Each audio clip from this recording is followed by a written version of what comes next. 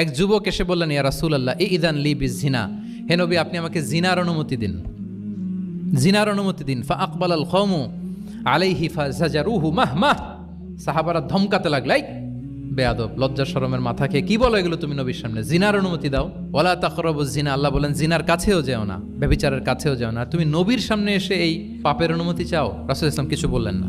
একটু পরে যুবককে ডেকে বললেন, আতুহিব্বুহু লিবনাতিক, আচ্ছা তুমি যে জিনার অনুমতি চাইলে তোমার কন্যার সাথে কেউ এরকম আচরণ করুক, এটাকে তুমি পছন্দ করবে? সে বলল, লা ইয়া রাসূলুল্লাহ, কেউই পছন্দ করবে না এটা। আচ্ছা আতুহিব্বুহু লি উম্মিক, তোমার মায়ের সাথে কেউ অপকর্ম করবে, এটা তুমি পছন্দ করবে? লা ইয়া রাসূলুল্লাহ, না।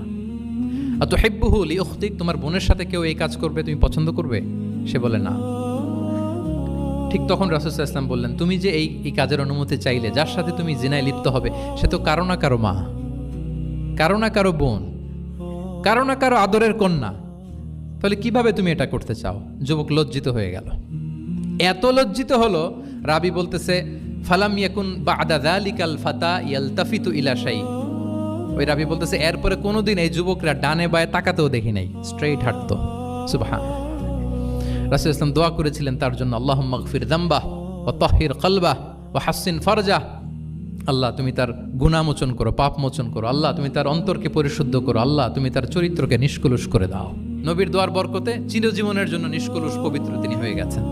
তাহলে দেখেন, তাকে অন্যভাবে বুঝাইলে হয়তো কাজ হইতে না, যখন তার নিজের উপর দিয়ে বোঝানো হলো। তোমার বোনের সাথে যদি হয়, তোমার মেয়ের সাথে যদি কেউ এটা করে, তুমি মেনে নিতে পারবা?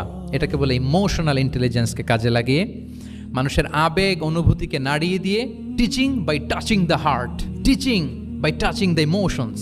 ইমোশনাল ইন্টেলিজেন্স তিনি ইউজ করেছেন শিক্ষাদানের ক্ষেত্রে, অর্থাৎ আবেগ অনুভূতিকে নাড়িয়ে দিয়ে ছাত্রকে ইমোশনাল বানিয়ে তারপরে মেসেজ দেয়া। সুবহানাল্লাহি ওয়া বিহামদিহি।